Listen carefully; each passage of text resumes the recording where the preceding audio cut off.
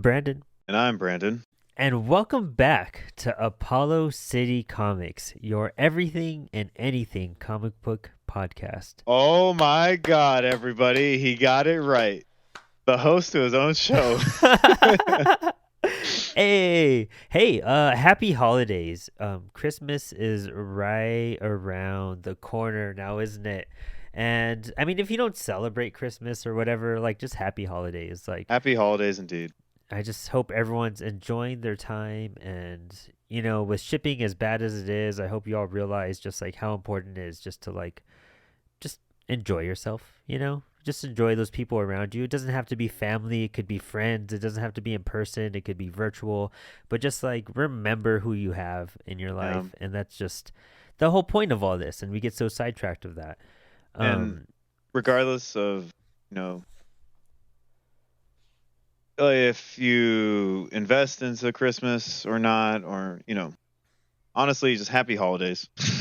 Even if you don't celebrate Christmas, all the holidays that are, at this time. This like seasonal little thing we get, this like, drift into like kind of that Harry Potter-ish, like, winter wonderland kind of dream that we all want. Although you live in San Francisco and I live in the fucking desert, so we don't get anything like that. Yeah, I don't get snow for days. Yeah. I think it snowed. My family has lived here since the 50s, and I think it snowed twice. Dang. Yeah. I've at least seen snow 3 to 4 times in my lifetime. So. Oh, I've seen snow plenty of times, but. Oh no, but like not here. Yeah. But no, happy holidays to everybody. I hope everybody has a stress-free, relaxing holiday season. And yeah, we got some Batman for Christmas. Yeah, we got some hyped up stuff. Oh, but first, as always, you know what? If you haven't gone and hit up Coffee and a Comic by now and just bought one book and sipped a nice cup of his delicious coffee that he supplies you for free with your bagged and boarded book, man, you're missing out. Not gonna lie. So treat yourself this holiday season, and go set up a pull list with our boy Frank over at Coffee and a Comic, and really we're talking about not having to buy stuff, but treat yourself. Take care of yourself. That's the real therapy. Coffee and a Comic. And yeah, I was gonna just back up, say treat yourself. I remember now. And if you find yourself working a lot this holiday season, I know I do. I'm just saying on a personal level, I'm someone who, I work in retail, so I know what it's like where when the holidays come around and everything kicks into overdrive. I just hope that everybody makes the best of it, and just hopefully still has time to enjoy themselves. Yeah, and that's what we're here for. We're here to help you enjoy yourself with looking at some comic books. Yeah. Well, today we're doing. Man, I've been waiting for this series. I've been waiting so long to read this book. I've always had my eyes on it. I've everything about this book screams stuff that I just love and adore. And finally, we're doing Batman Noël. Yes. Man. When was the last time we did a Bat book? A Batman book? Like legitimately, like a Batman story, like a Batman story in general. Have we done a Batman book together? I think we've made it a point to avoid Batman actually, because it just felt too easy to cover. Yeah, the show has had some Batman way in the past. I mean, we've done Batman movies. I feel like that's the only Batman we have done. I'm not gonna lie, we don't really touch on Batman. We're so kind of fried out on a lot of the Bat stuff, and a lot of it does get kind of tiring. Man, I'm really just trying to think of a single Batman. Here, I'm gonna go through our episodes. How about that? I'm going through it right now. Like, I'm digging through everything. We have not touched a Bat book. I'm on episode 69. Oh, Death Metal. I mean, I think that was really Bat heavy. Death Metal is like a Bat book, but also kind of like it's a giant DC crossover kind of thing. Yeah, team book type of thing. All right, I'm gonna go down to episode 30 because that was my first episode. I'm at 64 right now, so we'll meet halfway through. Let's see. Holy shit, we really have been together since episode 30, minus a few. Yeah, we've really knocked some stuff. Hey, this is kind of cool. Like digging through some of this stuff. Like we've had some dope. All you guys, you got to go through. We've talked about Batman on Over Under Edition. Yeah, Denny O'Neil. Denny O'Neil. Dude, I don't see a. Well, he wrote Batman, so that's kind of what we've talked about. I don't see a Batman one. There's Batman commentaries. Nope. Hey guys, hey, Christmas treat to you all. Then you know what I Our mean. first Like, Bat book. this is our first Bat book. Holy crap! We talk a lot of crap about a lot of Batman for not, and we don't do any Batman. Hey, I'm proud of us. Hey, you know what? Yeah. I am proud of us. We have like maintained our mantle. We'll do some Batman next year for sure. I feel like we're Yeah, craving I it at mean the this other point. thing too is that we've had a big focus on other superheroes, but also like independent stuff. But I Yeah. think that Batman. When I say Batman's too easy, I think it's just more of like everybody knows Batman is literally like the biggest superhero in the world. So shit, Yeah, and if we're gonna do Batman, we got to choose our stories carefully and be real, picky about which ones we're gonna bring out that we want to dish out and show you guys. Um, Not just like any overcovered Bat story. I feel like it You mean have to be a you one. don't want to do Long Halloween, Dark Knight Returns, One Dark Knight day. Strikes Again? We'll do Strikes Again. That's the one we'll do. That's the one we'll fucking do. Not the third one though. That was crap. But Strikes Again. It's a dope book actually. But dude, this book has had like a major impact in the Bat universe though. When you really think about it, I don't know. What was your exposure to Lee Bermejo before this book, or was there any exposure before this book? Did it come out before this? I can't remember what I read first. Either this or Joker. This came out first. This Joker came was out, the. I think it was this because no, Joker came out in 2008. Oh, did it? Oh, okay, shit. Yeah. So Joker would be the first one because 2011 was the year I started buying comics again because that's when I started working. Ah, okay. And I basically was getting my own comic books and I was like, I want to read Batman. And the same comic shop owner I go to now, he suggested Joker because he was like, oh, it's the perspective of like a henchman. And I didn't know who Lee Yeah. Bermejo was, but yeah. So there's because he also did the what's the other book called? The Lex or whatever. Oh, that's right, Lex. I never got to check that one out either. Yeah.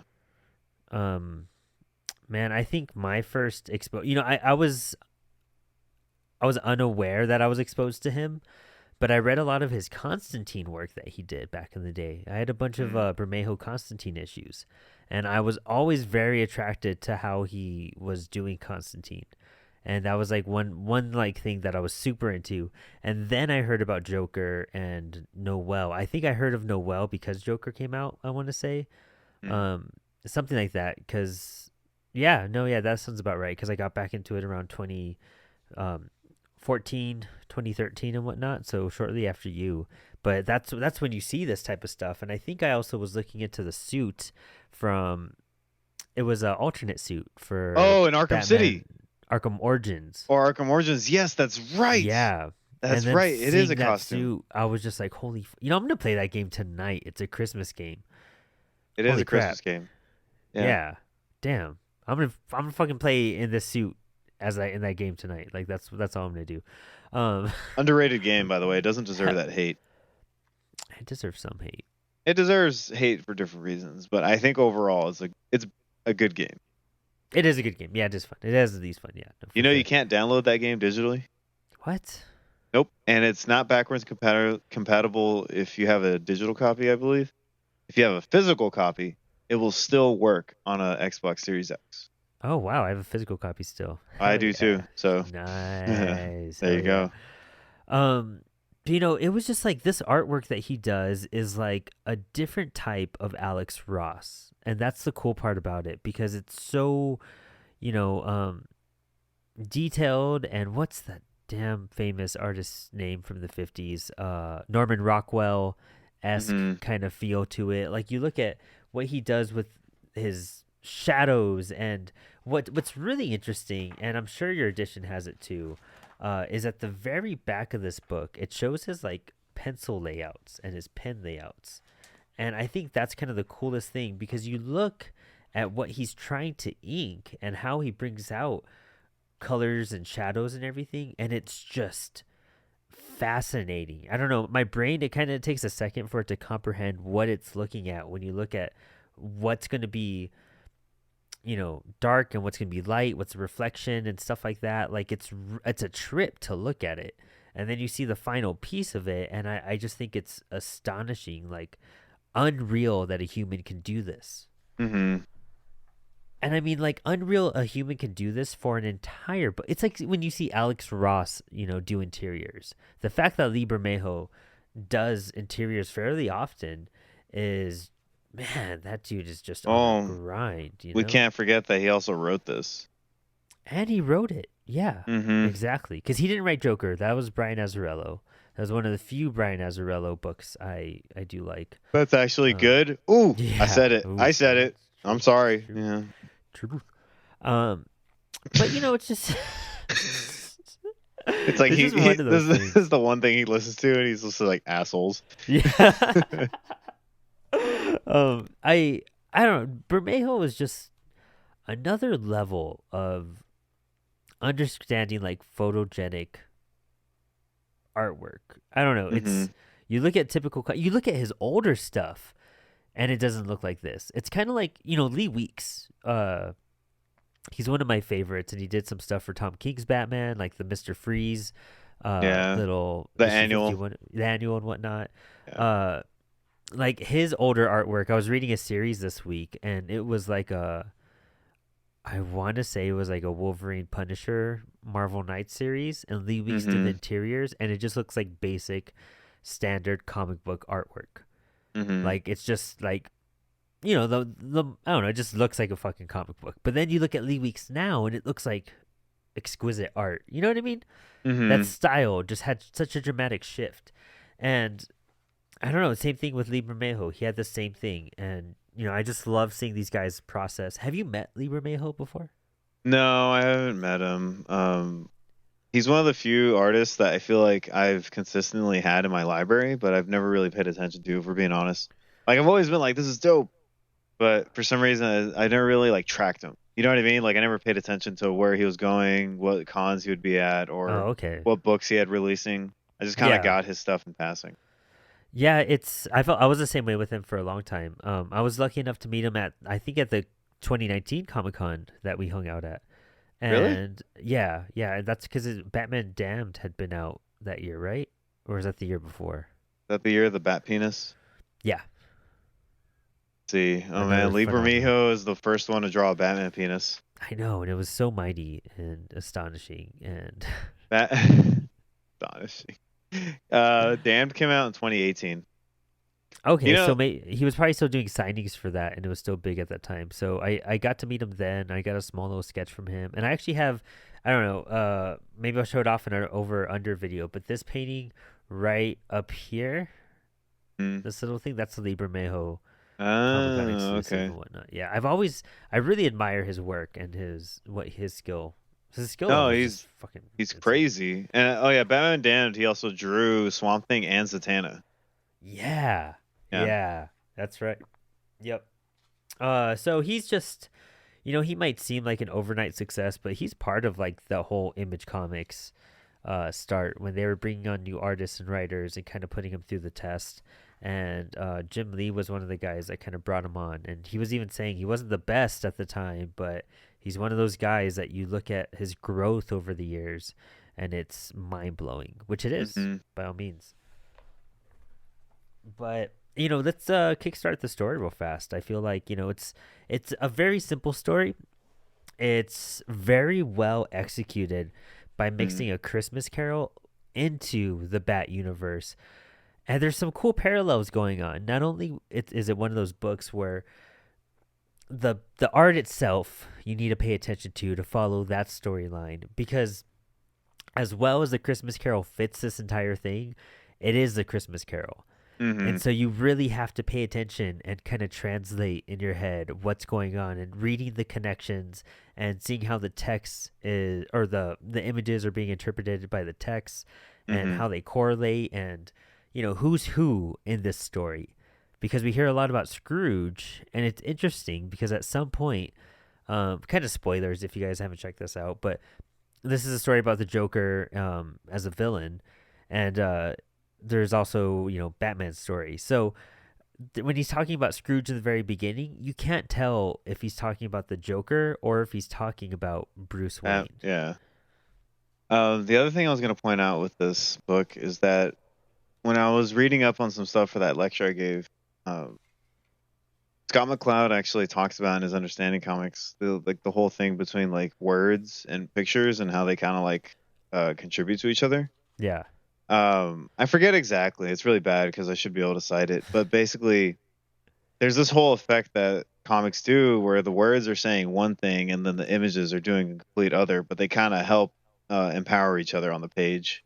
Yes, exactly. So it's like you basically have two stories going on. The text is saying one and the images are saying another, but then they kind of combine to create, like, essentially in this book, A Christmas Carol. Yeah, and isn't that... I think that's just like the magic of storytelling and the magic of comics and their impact they could have and how you could carry on a story. What A Christmas Carol was, like 18... I looked it up recently. Let me see. 1840 something, right? You're talking about the Jim Carrey movie, right? Yes, The Christmas Carol. I forgot he did that. I did too. I only think of the Muppets Christmas Carol. I didn't even know they did that. 1843. Oh! Yeah, look at you, Mr. That's Smarty right. Pants. It's because on Sutro Side Talk, Why'd You Sutro Side Watch, the movie podcast, we just did It's a Wonderful Life, and it's some facts. Oh, it's fresh in your mind. That's why. But yeah, so it's a story that's pretty much synonymous with Christmas. Yeah. It is the Christmas story, and it's the one that everyone kind of grabs and utilizes to make their own. It's still, stories like this, are still so relevant when you put them in today's terms. When you think about billionaires and corporations and having to work like holidays and you can't be with your family, and how honestly, like even now, like our whole nation is kind of barely surviving our day-to-day our day jobs, and we're barely getting enough to like get by. And it's just like, okay, so nothing has changed, like nothing. Literally.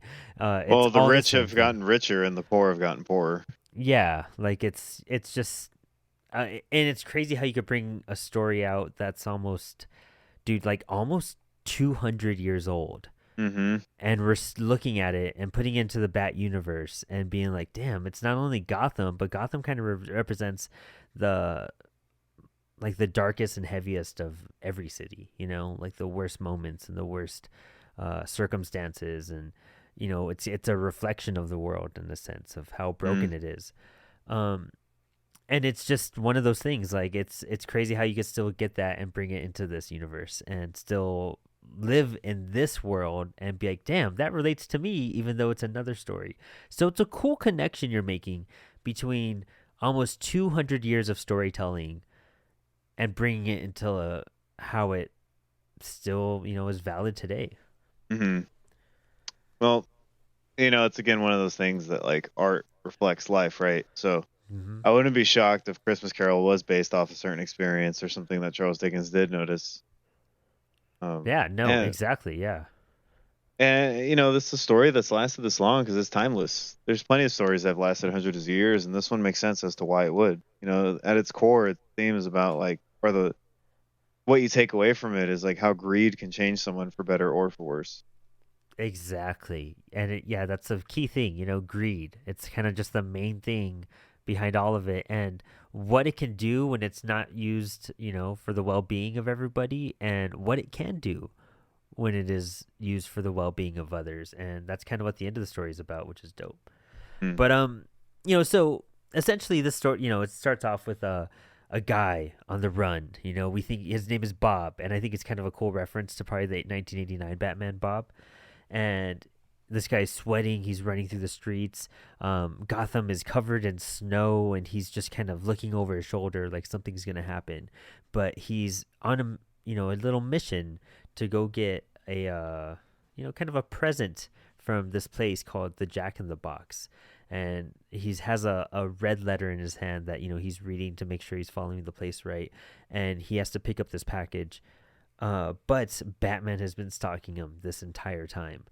And it's crazy. Like what's going on in the background here with the text is talking about Ebenezer Scrooge, and Scrooge is not letting this guy have Christmas off. That's kind of like the beginning scenario of this whole story. And this guy apparently, I feel like, works for Wayne Enterprises right now, and it sounds like you could take it as this guy works for Wayne Enterprises and he wasn't able to get the day off to spend Christmas with his son. However, he's also working for the Joker at this moment. So it's also kind of relaying that the Joker could be the Ebenezer Scrooge that he's talking about. Yeah. And what's interesting though is that like Bob yeah, the text is talking about how Bob is supposed to be this like employee who couldn't get the day off because Scrooge is like, you still have to work. Yeah. But if you look at the imagery, it's kind of like his day, he's working by like breaking the law in a way. Yeah. And Batman being Scrooge, if you look at it that way, is like he's kind of like, how do I put it? It's weird because the imagery is showing that like he's technically working, he's just doing a job for the Joker.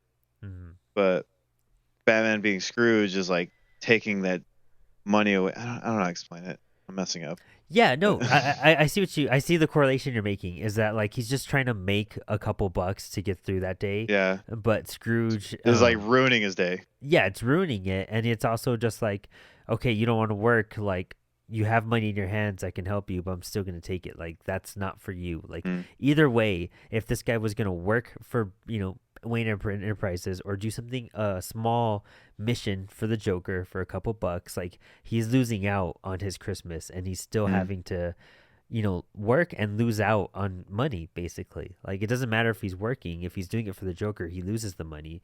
If he works for Batman, he's gonna wind up with hospital bills. Yeah. So like he's gonna miss something important.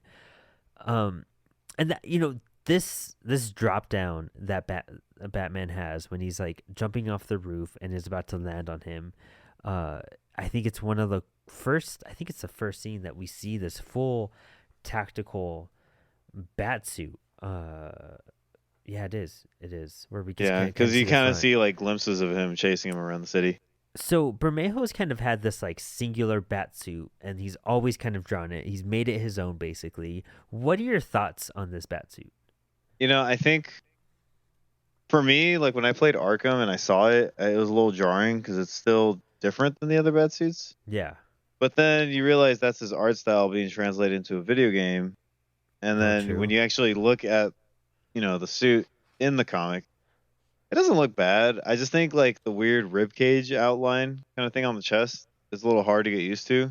Oh, okay. But once you look at it, I don't know, it just kind of becomes normalized. Kind of blurs together as another bat suit. I do like the design after a while. It does grow on you.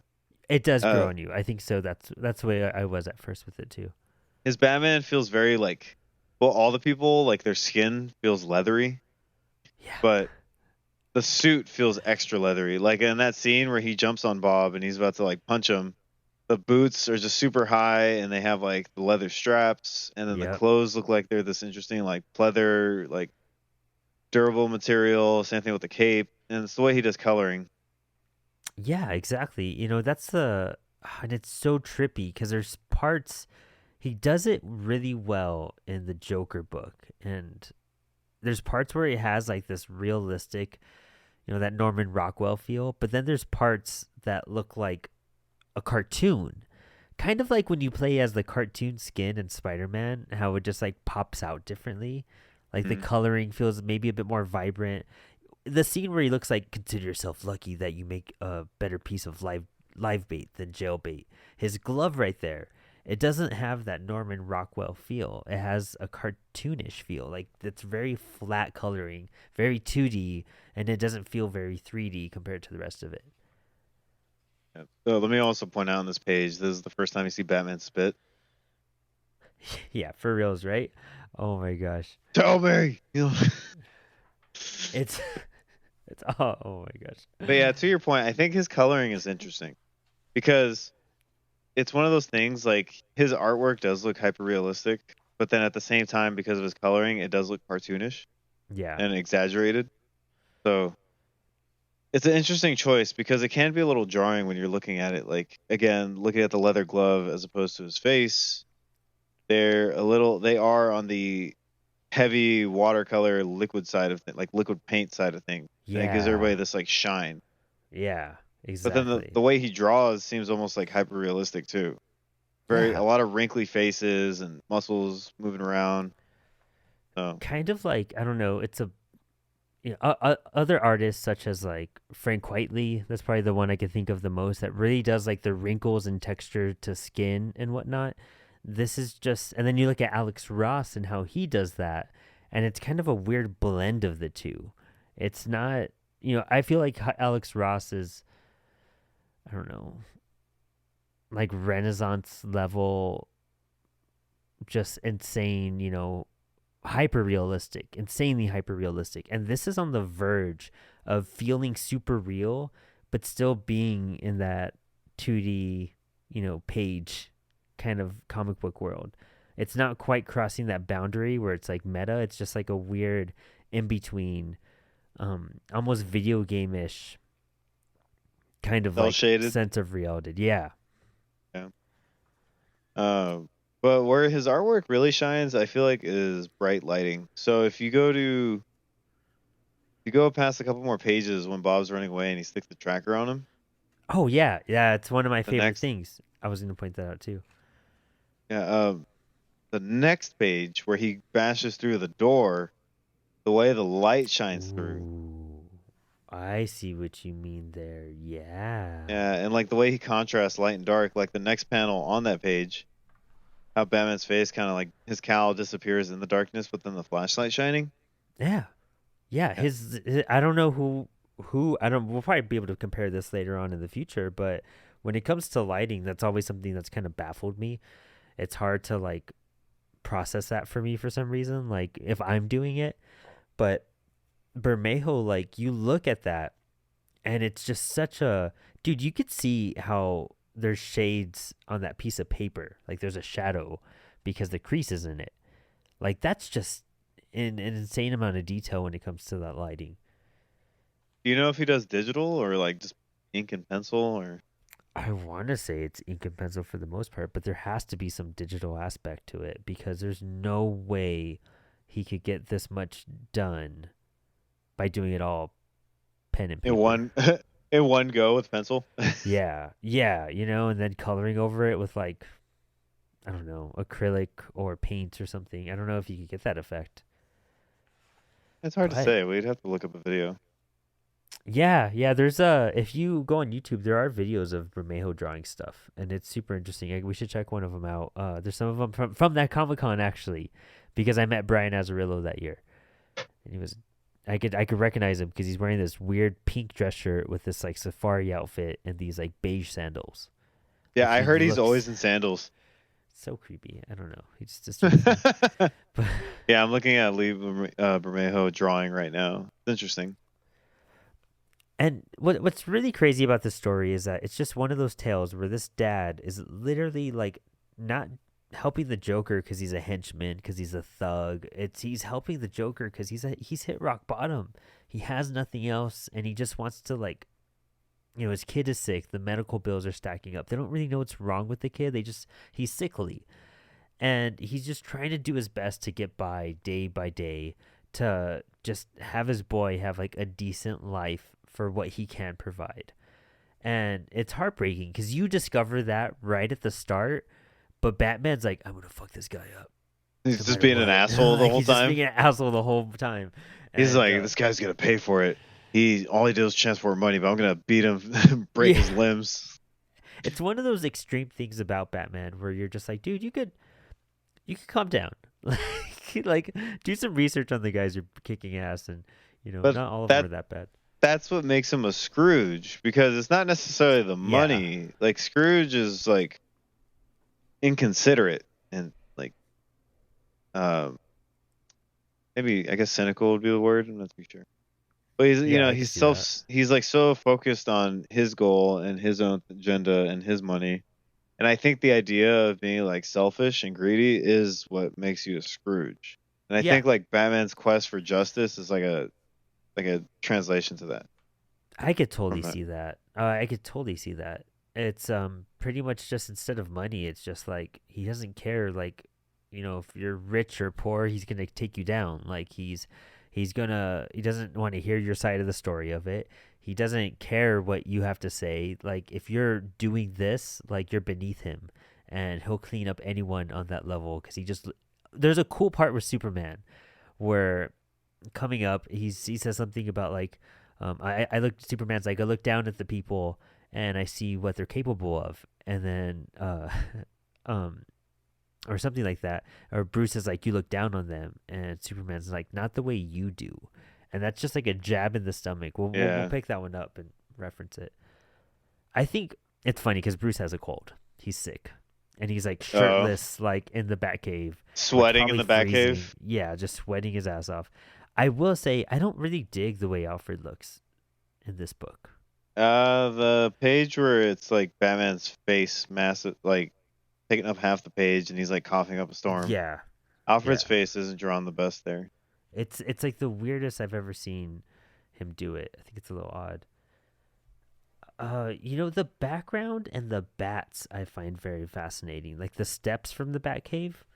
I think the coloring, it like I don't know if there's like a high enough. It has to be digital because I look at the quality of it, and I have some Bermejo covers that look astonishing, but as if they're almost a little pixelated, like in a Mm-hmm. sense. Like you could tell either the printing it should have been the quality should have been higher to really get those tones and those resolutions out, or it kind of looks like a photo image that was kind of scanned onto it in a sense. Like the bats look like that right now.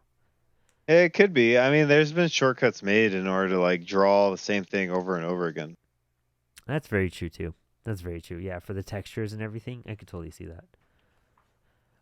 What's a cool part here is the Batcave as well, where we see kind of various bat suits, and the kind of pinnacle ones that you are drawn towards is the first appearance in 1930s, and then you have like a Bermejo style 1960s Adam West outfit, Yeah. and then you get this like armored up, kind of Frank Millerish 80s version of Batman, the current Bermejo outfit, and then a Robin outfit in the corner.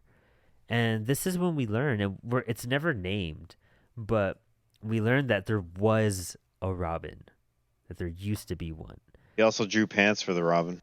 I love that too. Thank you, Bermejo. He's probably like, I don't want to draw this guy in shorts. However, have you seen the current Detective Comics covers where he draws Robin in shorts? No, let me see. Dude, I will say the Zack Snyder like BVS Robin outfit looked really cool, and I feel like that is the closest we would get to this Bermejo drawing. Because when you look at the Bermejo Robin with the shorts, the like current covers, fucking cool. I've never seen Robin in shorts that look that dope. Like he even has like the higher See. boots, and it's kind of tactical ish. It looks like tactical, just like the way the batsuit is. It's all tactical, and Hmm. so you have that same exact vibe. I can't find any. I'm getting a lot of his detective stuff, but no Robin. No, oh, okay. We'll look it up later. I'll show you, or maybe I'll post up a picture or something. But it's Yeah. maybe it was on a recent solicitation. But it's one of the current ones, so keep an eye out for it, and I think you'll really dig it. And we'll do a quick comparison. But you would assume this is Jason. I don't think it's Dick. I feel like it'd be odd if Dick was the one that died in this universe. So I feel like it's safe to assume that Jason's the one that died.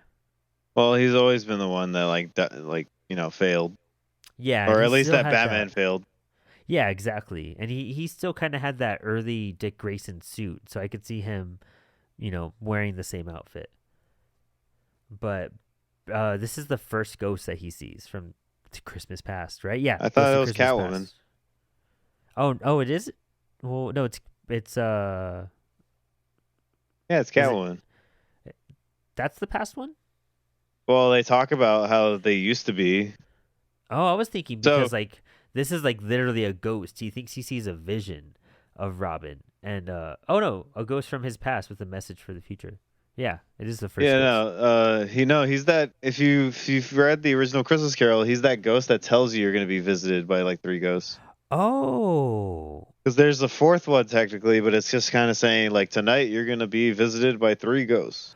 Oh shit. Okay, cool. That makes way more sense. Good Could be catch what on it that. is. No, yeah, I think that's exactly because he even says that this guy had a message and he had come to deliver a warning, and that has to be that same warning that you're going to be visited by three ghosts at that point. Mm-hmm. Mm-hmm. Cool. I didn't make that connection. I don't remember the original story too well, so no, I'm glad you knew that. But then Batman heads out coughing all over. Like during the times of COVID, like I just don't want to see Batman coughing and spitting all over the place. It's the last thing you want. So that's the last thing I want for Christmas is Batman coughing all over me as he punches me in the face. But he's just beating your ass and just yeah, coughing into your it's face. just like you have 17 broken bones and the new COVID variant. So we're sorry. You're like Batman. That's the way the next villain's gonna come out. That's their origin story. But apparently, Catwoman was like the one character Bermejo was the most excited to draw when he approached the series. And I have to admit, like I do dig Catwoman's outfit for this one, but it's changed so much over the years that I love it so much better now. Like this was clearly a very early design, and it's gone just way cooler and way more efficient. I feel her I think it's the goggles I don't vibe with the mask. Like I don't think they pair well together. Let me see. You know what it is? When you really look at it, it's the goggles are too big. Right? Just a bit too big. Yeah, because so like if you look at that one page where let me see, she shows up and lands and like talks to him and has the jewelry. Yeah. You get like a real close up, and it looks like the kind of goggles you would wear if you had to wear glasses underneath. Ah, there you go. Yeah, that's what. As someone who wears glasses. Yeah. Yeah, I could totally see that. Like it's almost there, but I've seen the advancement. I love seeing the classic Catwoman suit though. I think that's one of the coolest things. And then where the tiger. Yeah. Oh man, the tiger looks dope. Robin all terrified and Batman busting through the window. And it's cool whenever you see Batman in that outfit, he's smiling. He's like has. Oh, she talks about it. You never smile. Yeah. Yeah. Except he's grinning like this right here. That one where she's grinding on him and it's Oh, right? Yeah. But no, I was gonna say this page with the tiger like attacking Robin, why is he so ripped in the arms? Dude, like, look at those triceps. Yeah. Look at that Holy forearm. crap. Jesus. Everything. Yeah. So many curves. That's intense. That's super intense. I guess Robin just had like a t-shirt on too, because it looks like the green is like armor under it. And that it's just like a workout T-shirt. I love like how a chainmail. Yeah, exactly. And I love how he has a collar, the part of his cape. I've always. Oh dug the yeah, collar. huh? Yeah. It is. I guess I didn't really notice stuff. that. You can see where it kind of like buttons. And you know what? I hate to say it, but Lee Bermejo is the Rob Liefeld of modern comics with all the pockets he puts on his outfits. Oh, dude! If you look at Batman's utility belt, Yes. I know. Okay, so the one where he's busting through to save Robin, and he's smiling and all that. Yeah. Let me just point out that the utility belt, and this is like a general Batman thing. Why is it they've always all been like the same size? Oh, like a big bulky type of like the pouches and all that. Like they're all the same size, but you got to consider he's carrying. Excuse me. He's got smoke bombs, batarangs, rope. What else? What's the most like random thing he's probably carried on him? Besides the shark spray or something, I don't know. Like, I don't know. Like tissues maybe. Like I'm sure he has a runny nose right now because he's sick. So tissue. But yeah, like I think it's just kind of awkward that all the pouches are the same size, but they all carry different things that are obviously bigger than the pouches. I never considered that. That's a very good observation, actually. Because that's just one of those things where you're like, well, you really should have various sizes, like a longer one, or maybe one that's a bit bigger, or even like a gun holster of some sort for like an injection thing. I'm sure he has like Hmm. some needles on him for something. Yeah, He does for the fear toxin. there you go. I'm There pretty you sure he go. does. I don't know. That was always the most comic booky thing I think with Batman is the utility belt. Yeah, it's the ultimate thing that has everything you'll ever need for forever. Hmm. I do Basically. love this like 2-page spread of where it's kind of a crazy 2-page spread where you have like him chasing Catwoman on the rooftop, and then him and Robin, punching the Penguin, and you have Two Face and Scarecrow and Joker's laughing in the corner, and you're just like, damn, like kind of going over the history that this Batman has already had in this universe. I Mm. feel like this is picking up in the 80s, and he's already done that whole Silver Age shenanigan, being gassed and drugged, and like all the hallucinogenic like craziness. And now this is like raw, just reality. Mm. Well, I think that's supposed to coincide with how he's changed because she's talking about his past, how he used to be happy and go lucky. Oh, there you go. Yeah. Because he had So Scarecrow's gas. Yeah. well, I was gonna say he had the villains to kind of match that tone, Yeah. and now that he's gotten more gritty and serious, he it's not the villains aren't there anymore. It's just kind of like Joker and whoever else. Mhm. Yeah, exactly. I feel like all these villains are kind of dead in his universe, maybe. And it's just like the worst ones are Possibility. left. Yeah. Do you think this is on a different Earth? I think so. I think this Bermejo like universe, he's made his own Batman, his own Gotham City that deserves its own universe. All It's right. funny on the next page you get the Hush homage where he's making the jump and the gargoyle cracks, and he ends up falling and getting all busted up. Oh, was Okay, that in Hush? yeah, that was in I Hush. don't. Yeah. We got to read that. I haven't read that literally since I started reading comics. Oh damn. Yeah, we could do Yeah, another episode on that. but Yeah, it's that'd be Jim fun. Lee, so it's gonna be very painful. It's Jim Lee's first Batman work. It's actually good. It's good stuff. Really? Yeah. I think Yeah. the best thing from Jim Lee. You want to know what I think's honestly the best thing What? from Jim Lee? What? I'm gonna go on record and say it. I think his X-Men run is pretty consistent, Yeah, I could see but that. I think his most iconic images are those two covers he did, where Batman's on the gargoyle and Oh Superman's yeah. on the eagle. Yeah. Well, that was that whole era. That's the Jim Lee era I really like. And actually, when you look at the coloring to the flashback here, where he's falling down and the death of his parents are going on, that's kind of a whole Hush Jim Lee kind of reference. I feel too, because you look at the coloring that they used. Scott Williams. Oh no, Alex Sinclair does the coloring, right? Yeah, yeah. Alex Sinclair uses. It's very similar to this whole palette that's going on in that scene too. I feel. I could be wrong, but I feel like that's like really the direction they're going in. We'd have to make sure to compare the two, really. Yeah, no, I don't want to get up right now. Go get that book. Yeah, I could if you want me to. Oh, but we're at the Superman scene. And the That's Superman true. scene is actually one of my favorite moments. And I love seeing Bermejo draw Superman. It's. I think his artwork works better for Superman than Batman. Because remember how I was talking about like light shining through and everything? Yeah. I think Yeah. because Lee Bermejo, does he use watercolors or am I tripping? I don't know. Or does he paint? That's the real question. I think it's all digital coloring. I really think it's all Oh, digital well, coloring. whatever he's doing, that leathery, shiny, glossy after look or like shine to everything he has, Yeah. I think it works better, honestly, with Superman because the brighter colors are more exemplified and they pop more. And because they have that like greasy shine, I'm just gonna say that Yeah. No, the I can greasy see that. shine. I think that's what makes his Superman look so good because Superman's supposed to be bright and like out there, right? That's interesting you say that because I feel like his shadows are what really complement his artwork. Like that's what I really dig about him, and that's why I like his bat stuff so much. But I totally see what you're saying.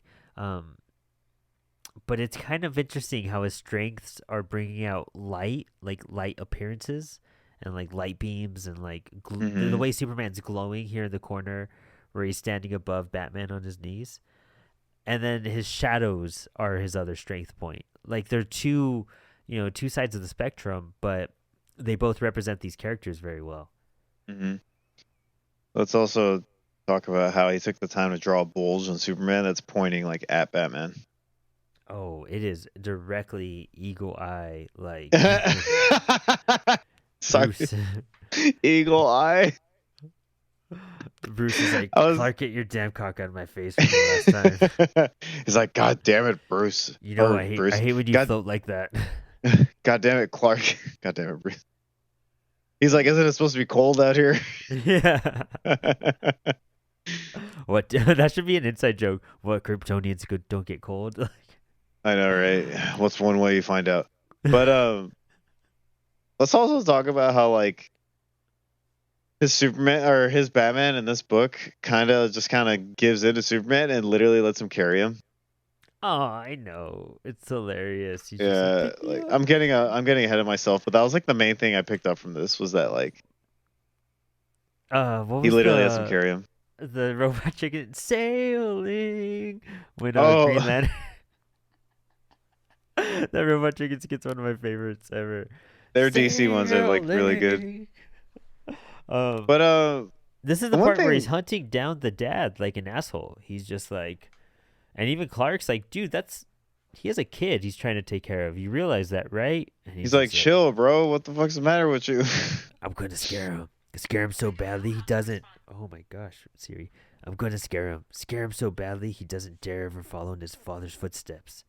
See, I don't that's the think. dialogue I thought was cheesy in this book. Oh, I guess See, yeah, 100%. like I think I couldn't figure out how to word it exactly earlier, but like the way the imagery works with the captions and the dialogue, like it's two different things that are telling the same story. Yeah, yeah. And then I feel like that was like the smartest part about the writing, along with the artwork.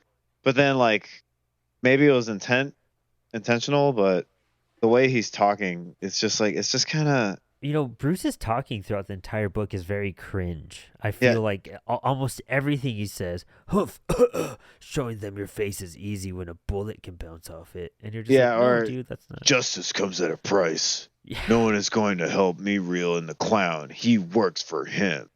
I think it's really just like emphasizing how Scrooge Bruce is in this book. Like, I feel like if we went back and read A Christmas Carol and compared Scrooge's voice and his attitude and the way he speaks towards and responds to things, I think that's exactly what he's resonating with there. So it could be like it does seem cringe to us now, but I bet if we did a little bit of research and then came back to it, I think we'd understand that a little bit more too.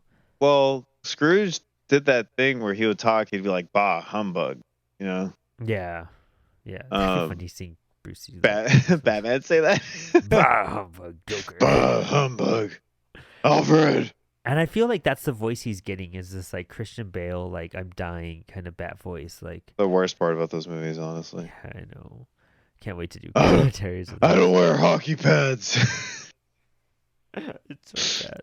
This is the scene I was talking about though. Descent. I look down and see you look down on people, not in the same way you do. And he's just like he's looking down and seeing these people make other people happy, like an elderly couple in love, like a mother reading to her child, hmm and then he's just like, Well, that's a Bruce is perfect just example.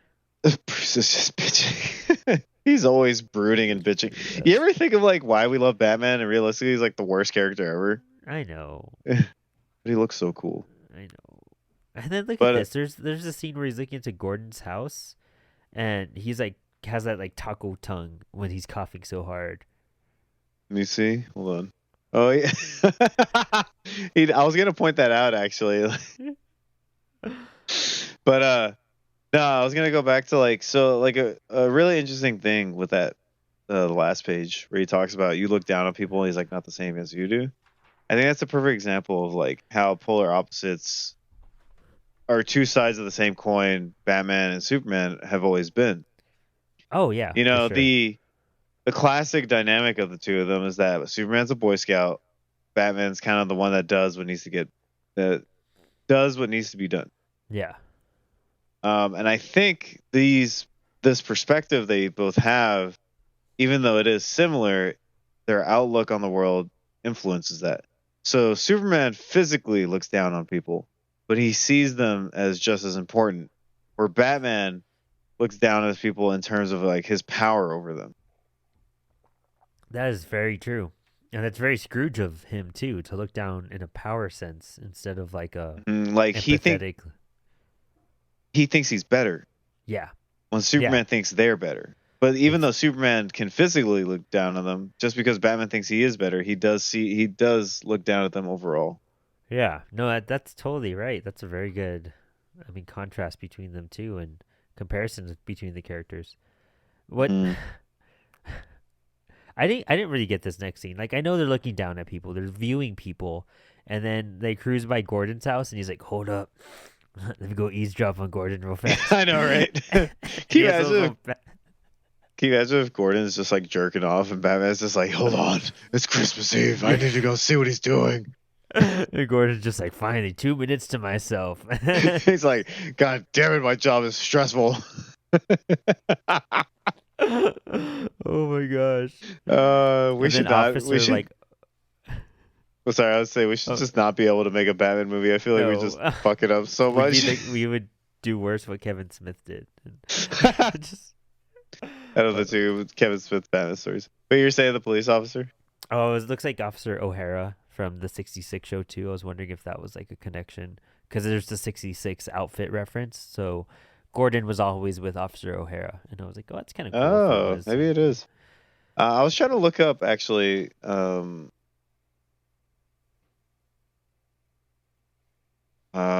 Now that you mention that, what here? I'm gonna type this in. What Earth is Batman Noel based? Maybe I didn't word that properly.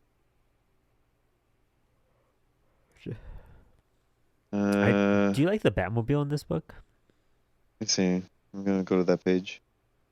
I mean, it looks. To be honest, it looks cool. It just looks like standard Batmobile. Like it's got the engine poking out, and the front headlights are shaped like a bat. And Like, I'm glad it gets blown up. You know what I mean? It's like, you could have done better, Bruce, you know? Like, you could have done better, Bruce. Um, I. I'm trying to. There's no indication what Earth this is based in. That's so weird. I feel like it deserves its own little universe altogether. Let's see. Batman Noel. Uh, there's only one thing regarding this book on the internet. Apparently, Really? ain't it cool news called Batman Noel, an instant classic. Oh, wow. Yeah, I can see that. I can Oh, read this every see, year. I told you Arkham Knight had this suit. Oh, did? Yeah, Oh, I'm just playing Arkham Knight tonight then. Not Origins. it's on Game Pass. It is? Yeah. I bet those graphics look dope on the Series X, too. Because they already look great on the one. It plays pretty nice. So what throws me off, what happens next, Superman's like, Bruce, you're fucking dying, dude. Like, you're sick. Get away from me. Like, Deuces, I'm that's out. gross. Yeah, I'm going to drop you off. Skin your car, man. You got to go home. And then Bruce is like, all right, get the autopilot. And he beeps his car, and it blows up. But, like, Superman just flew away. You He don't... could totally hear that. He could hear Lois across the earth. You can tell me he can't hear his homie blowing up. Yes, like you totally just like bailed on him. I get the whole Christmas Carol aspect and whatnot, but that like whole essence, he said that, or was it Catwoman that said it? That they heard him coughing like however far away. I feel like Let me that was like a see. line in one of them. I'm gonna go to Catwoman real quick with her massive goggles. April Now 17th. that you pointed it out, that is what throws me off with the outfit. Yeah, I was like, for some when you reason. mentioned it, I was like staring at it for like a solid minute. And it And just doesn't like hit me right. oh, it doesn't. Let me see. It's cough. It's cough. It's cough. The,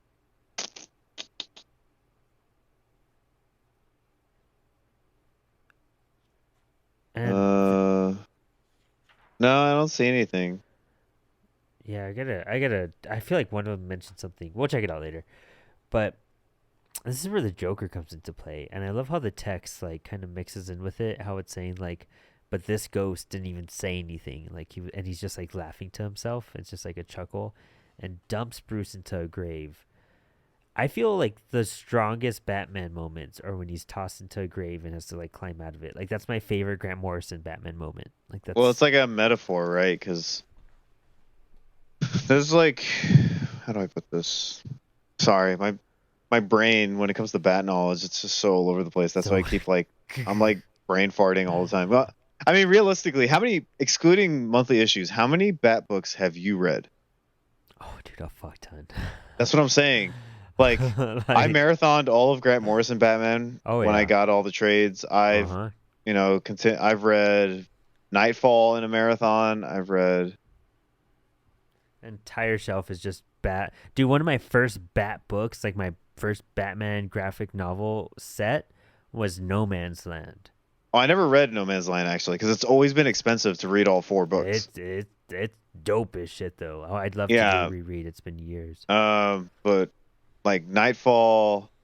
I haven't read Nightfall. I read the. You haven't read Nightfall? Isn't that sad? What the fuck? Sorry, it is long. For anybody who doesn't know, Yeah, Nightfall it is is like in its entirety is like almost 3,000 pages. Yeah, it's an intense. Yeah, it was like either I feel like you've either read Nightfall or you've read No Man's Land because they're both like almost equal in length. Well, how long did No Man's Land last, comic publishing wise? I don't know, but you know what? When you look at the, yeah, it's a similar length. It was a very. Because Nightfall was 3 years worth. This has to be along the same lines. Has to be. Because you have the Cataclysm, and then you have No Man's Land and the Aftermath, which is just like how Nightfall has those three stages. Mm-hmm. Yeah, because there's 3 giant trades of Nightfall, right? Yeah, because the first one is Bane taking over. So spoilers, but Nightfall's existed for like 20 years at this point. Yeah. The first volume, it's all about Bane and how he defeats Batman. It's interesting because Bane's actually kind of like an asshole. I mean, he like tires him out. Yeah. Spoilers for you, Brandon. Wears Sorry. him out. No, I've read the first like chunk of Nightfall. Okay, so he sends villains after villain after villain after him. I've read all that. Yeah. Yeah. So, and let me say how I didn't get my fucking croc fight with Bane in Dark Knight Rises. But anyways, for reals though. I've been wanting that in a live action movie for so long. But anyways, the second volume is Jean-Paul Valley defeating Bane. And then the third one is Jean-Paul Valley kind of like losing it, and then Batman training to defeat him. Nice, yeah. See, and so that's what it's we should have fucking gotten long. the video games. We were so close to that. It's never gonna happen. I feel. Oh, whatever. What can you do? But yeah, what was I? Sorry, my brain's all over because of the bat. Oh, I was talking about what were we saying in the book? Holy shit! I forgot how we even got to Nightfall and No Man's Land. I know. Sorry, I went on a comic book rant talking about this. Joker dragging him. Well, Joker's dragging him, and it's funny. Fuck! I'm sorry, everybody. I got like ranty with all that. Joker dragged him out, and Batman's like in a grave, and meanwhile the city's going to shit. It's funny because you see Kane's electronics in the background, and you see the whole kind of like the people, like it's a bunch of people like they're part of a mob, but then you realize that there's 2 main groups. They're like ones with like Batman like armbands, and then or like bat symbol armbands, and then you have like this gang of Jokers and shit, and they're clashing together. So I feel like this part's a little kind of random, but it shows like the chaotic battle that goes on beyond just Batman and Joker, like their influence and what they do to the city and how it shapes it. And without one, like the other one, needs to be there for them, for it to oppose that side. And this is where, Batman has that moment of like, what if I wasn't here? What if I failed? I would leave a legacy of pain. The only legacy he would leave behind was pain. And you look at Commissioner Gordon going to jail for like, aiding and abiding with a criminal, Batman, like a vigilante. And then fucking Alfred's just like, I gotta sell everything because I need to survive. And that's what it's funny, Bruce is like screaming in the coffin, and that's where he just like punches his way out and does that whole classic comic book climb from the grave scene. Oh, I remember now. Yeah, this part of the story is doing that thing Batman stories always do, which is that how like his willpower and like human strength is what makes him prevail, and yeah, that's what I was going with. Like every Batman story always leads to that. They do it in the Nolan trilogy where Gordon's like, he's the one that could do it because he can handle it, and like, Yeah, I didn't realize yeah. how. Oh God, it's just all running through my head. Those movies are kind of laughable now. Oh yeah, hell yeah, dude. Well, yeah. Oh my gosh, they are not the best to be honest, and fucking fight me on that. We'll do commentaries on them, and we'll have Yeah, a but blast. Like, Batman Begins is the best one. I said what I said. Um, oh, interesting. I never hear anyone else say that. I always say Batman Begins is the Batman best one, Begins is the best Nolan Batman movie. Dark Knight is only slightly better in different ways because of right? Joker, Right? and Dark Knight Rises is not that great. Right. Right. Dark Knight Rises is cool because like some of the references you see into it, but Yeah, it's not but like a phenomenal or good movie in like any sense. horrible Bane. It's not Horrible. Bane. It's not a. You could change things. It's not a great adaptation. He's a good character, but not a great adaptation. Exactly.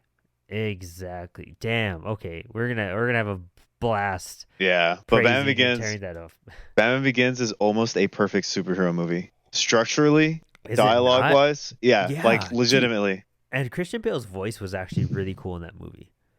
Yeah, that movie did a lot of cool things. Yeah, the Yeah. voice is a little laughable, but it works. And then it became a meme.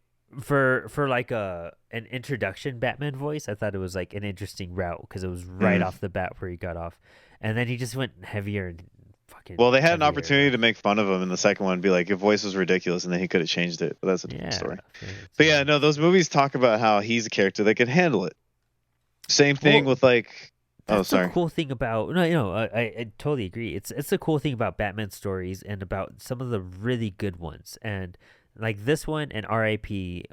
Have like two similar grave coming out scenes, uh, but they do something really exquisite in the sense of like when you read that and you're kind of just like shit's not going good and you read some of those words where I know Grant Morrison's was like, after doing this and this and my body's dehydrated and my muscles are fatigued and uh you know the ground has been rained on for 3 hours making it moist and heavy and I have to bench press a coffin lid, an 80-pound coffee lid above and through all that. And he's like, it's, one of the coolest lines is something like, it's tough, but not impossible. And it's always showing that like anything you go through is fucking hard. And it Hmm. seems like everything is against you. All the odds are against you. Like your body's broken and you could be like crawling, but it's hard, but it's not impossible to get up and push Yeah, forward. Like, and that's the cool part. It always kind of gives you that extra oomph that you can and prevail. it also gives you that little kid feeling when reading superheroes do that. Like Yeah. the classic scenario of Spider-Man. I don't want to like sidetrack too much on different characters, but that classic one where he's being crushed by the concrete and the pipes and the water. Oh, yeah. And Yeah. he's, Tom Holland did it in one of the movies, and he's like, I got to do this, and he like lifts it over his head. Like it brings that little kid joy where you're seeing the superhero you adore just like fucking, you know, Yeah. doing what it takes, and like that Winning. the panel where he's like punching through the dirt. Yeah. He's just like, fuck yeah, Batman's about to kick ass. Yeah, And and you then get you're all like, excited and shit. And that's where like yeah, the momentum goes. And then all of a sudden you're energetic. And yeah, it has a whole you feel like once you put this book down, you could like take on the world and you can get done what you need to no matter how hard it seemed. Like and it just like it entertains, and it tickles that like comic book nerd bone, mm-hmm. like it's just, I know it's a weird way of phrasing it, but it's true. Like you read the same, I've always said with superheroes, you read the same shit over and over and over again. The bad Yeah. guy is trying to do something and the good guy stops him. Yeah, That's no exactly. secret. But every time, like when it's executed well, you're just like, fuck, that's so cool, and then, as sick as we are with the Joker and being in everything, this is one of those classic stories where the Joker's about to do something and Batman comes in. And But fucking wins. I was gonna ask you, fucking whiz, on the graves, Rob Lane. Does that name mean Dude, anything to you? I was looking at those and trying to find other references, but the only one I could really recognize was the like Kane's Electronics as like a Bob Kane thing. And I don't even know if that was like intentional or not. You, But Rob Lane, Batman. See what happens if I get. Robert Lane. Oh my God! Hold on. Let's see. No. It's funny. The grave says, "Here lies a bat. He died of boring and predictable, and nobody loved him." It's unpredictable.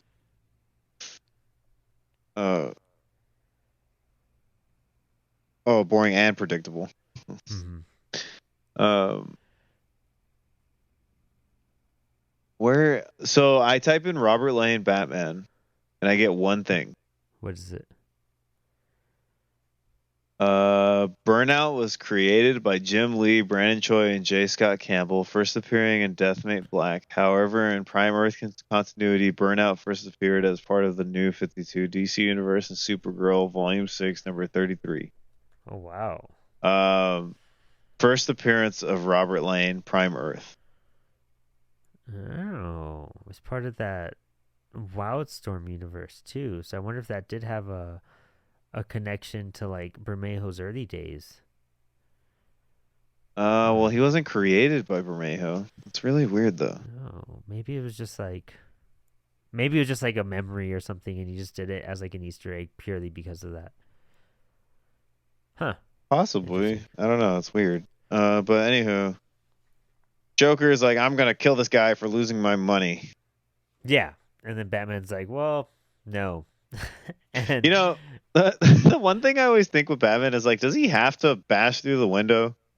Like, I was thinking that same thing when I read it today. I was like, poor fucking kid doesn't know Batman's about to crash through the window. Like, imagine if something crashed through the window right now, I'd be fucked. Like, I could not respond fast enough to like even maybe I could kind of duck and cover, and I'll probably just step on more glass and stab myself.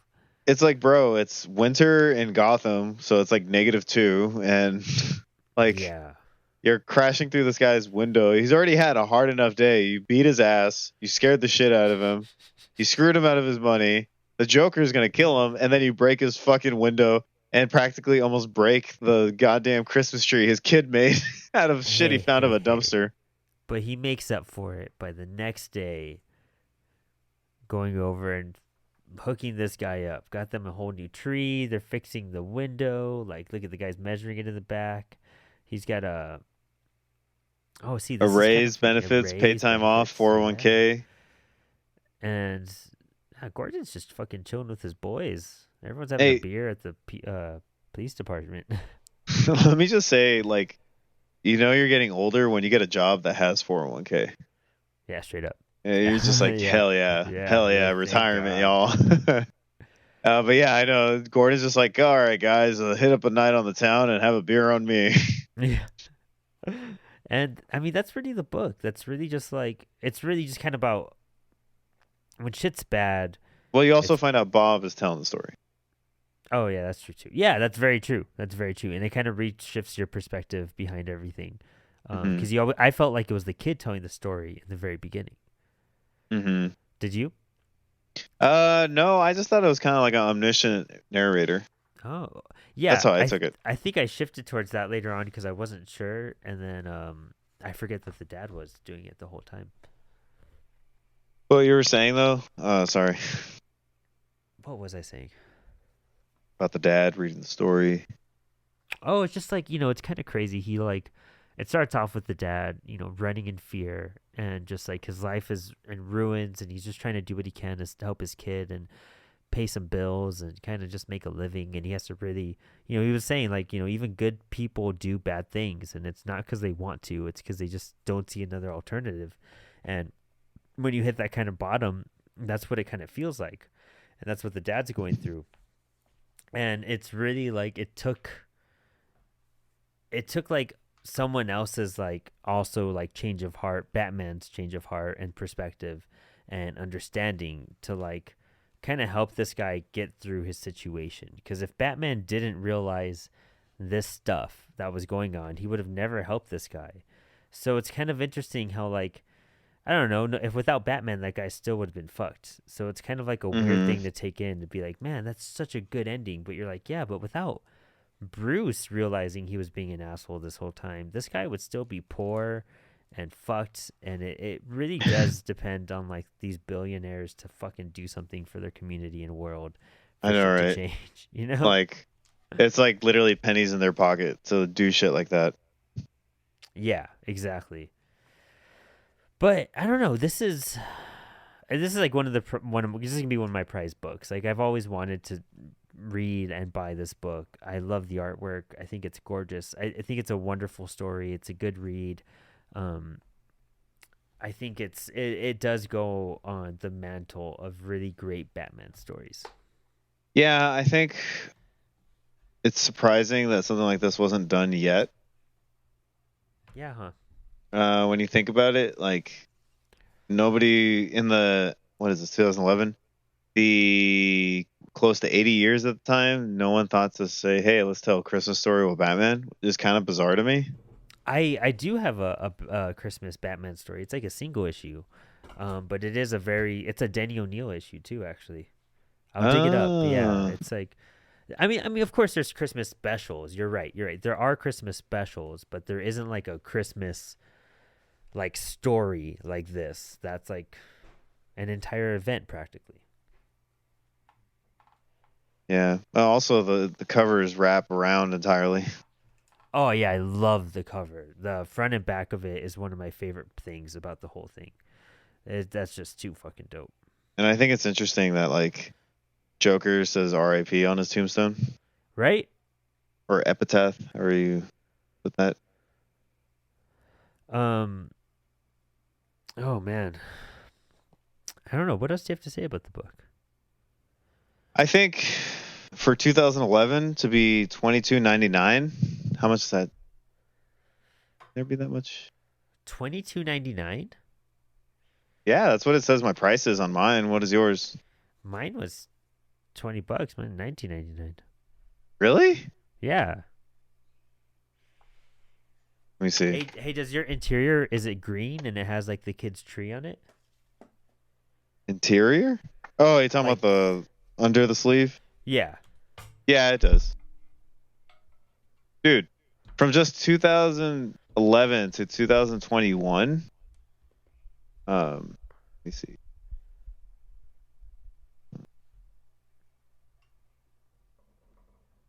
How do I change this to US?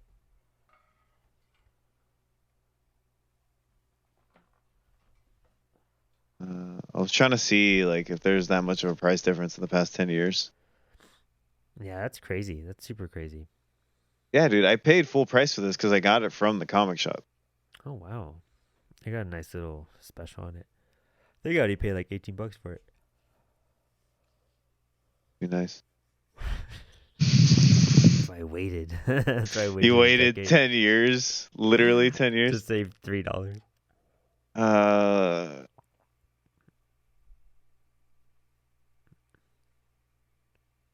let's see, I'm trying to. Can't I just get a simple? Simple explanation on how inflation works over Yeah, how like much I it just, is. I just need like a. Well, either way, my book was. Oh, okay, there we go. So if you were to calculate for inflation,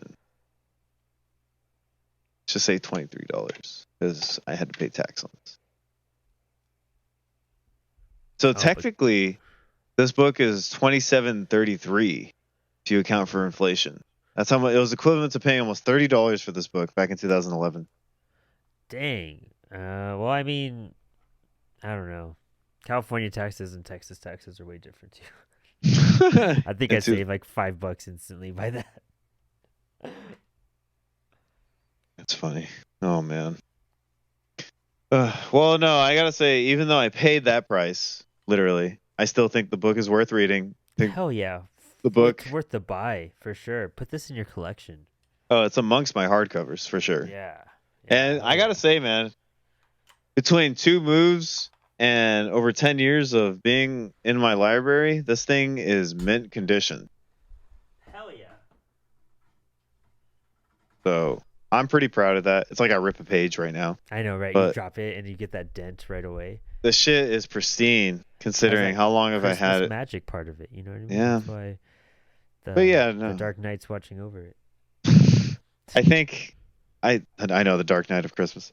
I think this book is genuinely worth reading during Christmas. It's worth sitting down and just spending. It only takes like an hour to read. Yeah, dude, I read it in one sitting basically. Just like got up to pee and filled my coffee and knocked it out. It's kind of hard to put it down because of what's going on in it. It really is. Yeah, and it's easy to take in. So I think people should read it regardless of the time of year. If you enjoy Christmas themed items, then yes, definitely check it out. Yeah. But overall, I think it's worth checking out. It's a fun distraction, and hopefully it adds a little bit more Christmas spirit to your holidays. Yeah, exactly. I think it's definitely one of my favorites, and maybe we'll do Joker sometime soon and kind of talk about that one. We did a previous episode on it way back when the podcast first started and Frank was on that one, so it'd be cool to do a nice little revisit and see how much we've learned and how it just feels different at this point. With everything we've learned and absorbed over the years. Hmm. But man, this is, I think, our last episode till Christmas. So, guys, stay tuned for a Batman the Animated Series commentary. We're covering the 2 holiday episodes, Christmas with the Joker and Gotham Knights. So it's literally season 1 and like the very last season of There's Batman only the Animated 4. Series. Yeah, 4. Yeah. Well, sorry, there's 3, and then the 4th season is the New Adventures of the Batman animated series or whatever. When you have Nightwing. Yeah. Yeah. So I'm excited. I'm super excited, dude, because those are some of my favorite episodes, and I have so much to say about it. So that'll be fun. Stay tuned for that. And other than that, Merry Christmas if that's your thing. But if not, Happy Holidays. And Yeah. Brandon, I know we can't hang out, but Happy Holidays. Happy holidays to everybody, and happy holidays to you too, Brandon. Thanks for hanging.